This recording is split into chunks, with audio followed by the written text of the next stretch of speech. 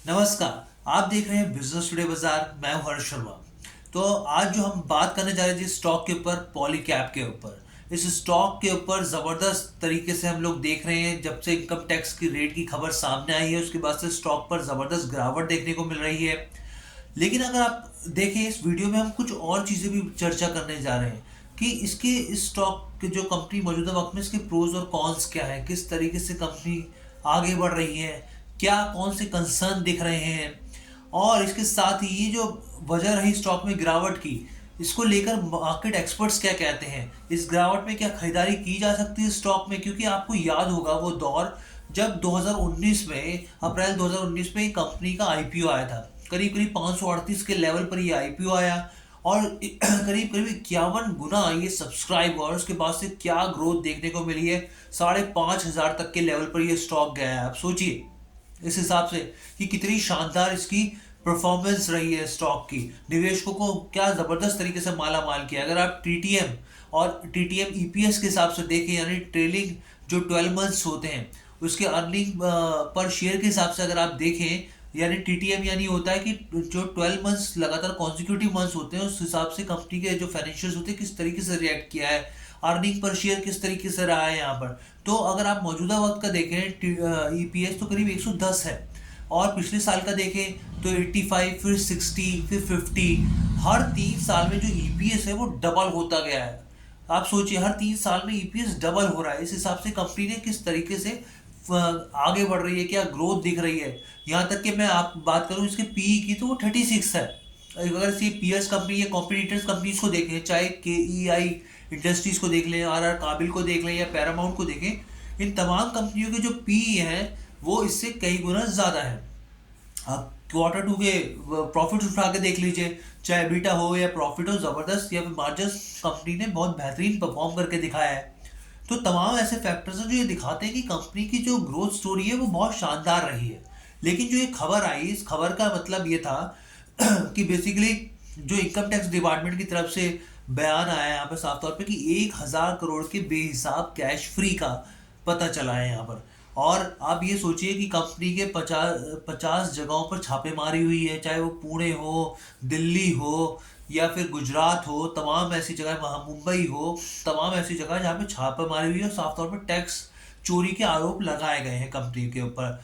और साफ तौर पे बोला है कि जो 1,000 करोड़ का था उसका जो बही खाता है उसके जो भी इसको लेकर कोई भी कंपनी के पास कागजात नहीं है यहाँ पर।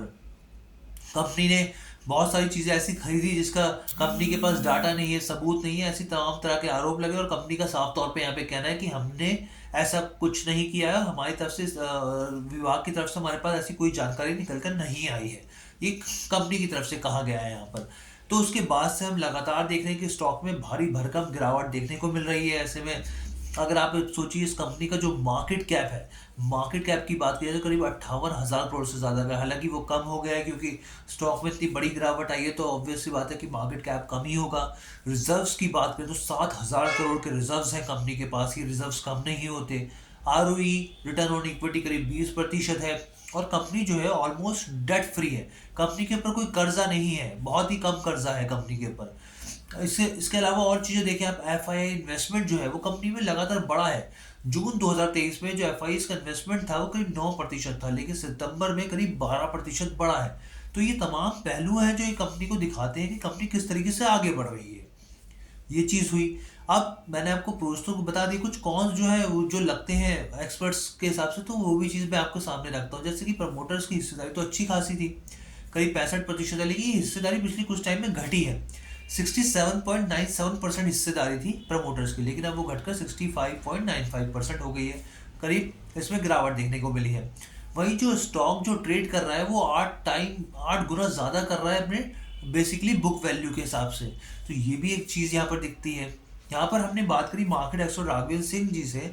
हमने उनसे पूछा, समझने की कोशिश करी कि सर ये बताइए कि अभी मौजूदा वक्त में ये स्टॉक जो इतना नीचे आ गया है, क्या इसमें खरीदारी करनी चाहिए। क्योंकि कंपनी की जिस तरीके से फाइनेंशियल्स रहे, कंपनी की जिस तरह की ऑर्डर बुक रही है, कंपनी के जो कहीं फंडामेंटल्स इतने स्ट्रांग रहे, तो क्या उस हिसाब से ये आगे रिएक्ट कर सकता है, किस तरीके से इस गिरावट में इसमें खरीदारी की जा सकती है। तो उनका साफ तौर पे कहना है कि अभी आईटी रेट के बाद ये ओवर सोल्ड जोन में आ गया है ये स्टॉक यहाँ पर। और अभी इस मैटर में जब तक ये मैटर रिजॉल्व नहीं होगा तब तक इसमें बाइंग थोड़ा सा रिस्की रहेगी, साफ तौर पे उनका कहना है। लेकिन उनका यहाँ पे ये कहना है कि लेकिन जैसे ही मैटर जब सुलटेगा तो फिर एक हैंडसम बाइंग यहाँ पर देखने को, ये हैंडसम बाउंस बैक आता हुआ देखने को मिल सकता है स्टॉक में। ये मार्केट एक्सपर्ट राघवेंद्र सिंह जी का यहाँ पे कहना है। तो उन्होंने बोला कि अभी आपको अवॉइड करना चाहिए यहाँ पर, और शॉर्ट तो उन्होंने कहा कि पूरी तरीके से भी अवॉइड करना चाहिए शॉर्ट करने के लिए। लेकिन हाँ, उन्होंने साफ तौर पे एक लेवल्स बताया कि 3,400 3400 के लेवल पे 1-2 साल अब आप खरीदारी करना चाहते हैं, 3400 के लेवल पे खरीदारी की जा सकती है, और 1-2 साल का आपका हॉरिजन रह सकता है यहाँ पर।